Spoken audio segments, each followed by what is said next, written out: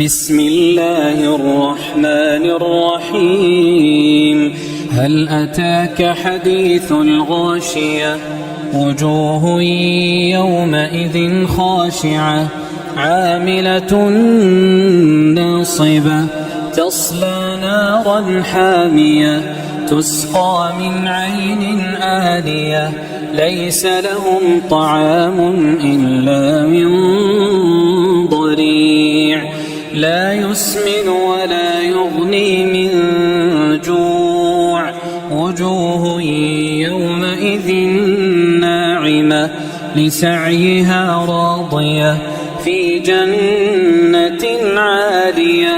لا تسمع فيها لاغية فيها عين جارية فيها سرر مرفوعة وأكواب موضوعة ونمارق مصفوفة وزرابي مبثوثة أفلا ينظرون إلى الإبل كيف خلقت وإلى السماء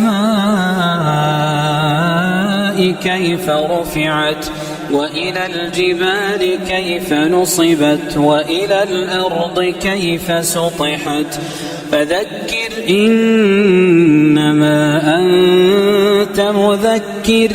لست عليهم بمسيطر